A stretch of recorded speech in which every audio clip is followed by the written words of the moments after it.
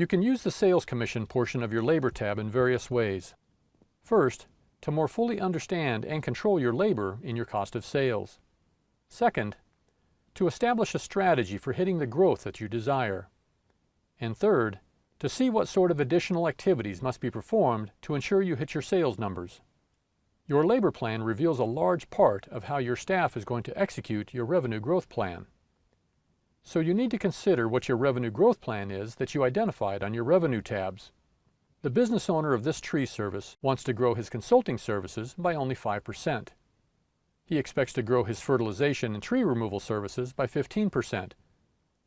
But his primary emphasis is on his tree pruning service, where he wants to grow by 25%. It is common for business owners to reevaluate their sales commission structure every year as the company focuses on different strategic initiatives. If this company owner's primary initiative this year is on tree pruning, he might consider paying the largest commission rate on this service while paying lesser commission rates on the others. As we turn back to the Labor Plan tab, you will see that this business owner has adopted a completely different strategy. In this area, we have an opportunity to list all of the services the company provides and to pay an individual commission for every service offered.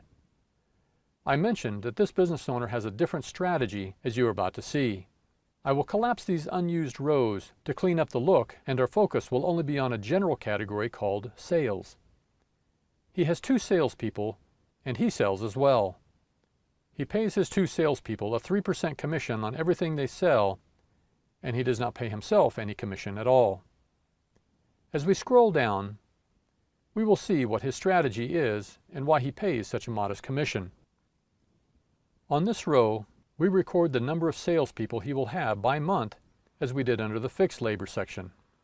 The owner does not include himself here because he has accounted for himself under fixed labor. Given the seasonal nature of the tree business, he negotiated with his salespeople to give them a salary which would even out their compensation highs and lows throughout the year. He pays his top producer a salary of $5,000 per month, which is represented on this row, and his other salesperson earns $4,000 per month, represented here. The owner's salary is represented up under fixed costs, so he left this row blank. His top salesperson is budgeted to produce $850,000 in sales throughout the year, and the other salesperson is budgeted to produce $600,000.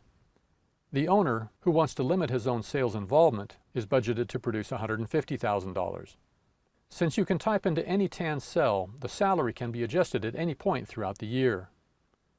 Rather than budgeting each salesperson's sales by month, the owner and each salesperson arrive at a target sales for each of them, and that number is plugged in here. As soon as the sales goals are entered, that number gets divided up throughout the months based on the same seasonality that is reflected in the Revenue Forecast tab. But these may be typed over if you want to reflect a different seasonality for each of your offerings. As we scroll down, we see the total salespeople's revenues by month on this row, and the total annual sales are reflected here. The challenge with the sales budget so far is that they fall $263,299 short of the company's revenue forecast. The revenue target on the Revenue Forecast tab shows us a target of $1,863,000. This $263,000 in red indicates that we have more sales forecasting to do. We have 3 options. First, the additional sales must be picked up by the existing 2 salespeople. Second, the owner himself has to contribute more sales. Or third, he must hire another salesperson. Your control panel is perfect for making these kinds of decisions. Since we have other videos devoted to these what-if scenarios, for now we will just let the owner pick up the sales shortfall. Looking down one row, we see each salesperson's income.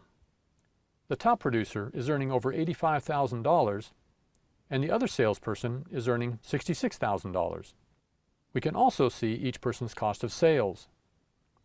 The owner makes another full % of profit on the sales of the high performer, even though he pays them an additional $12,000 in salary.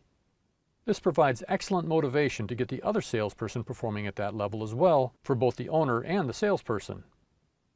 Down here, we can see a month-by-month breakdown of his average cost of sales, as well as the total annual projected cost of sales for the company.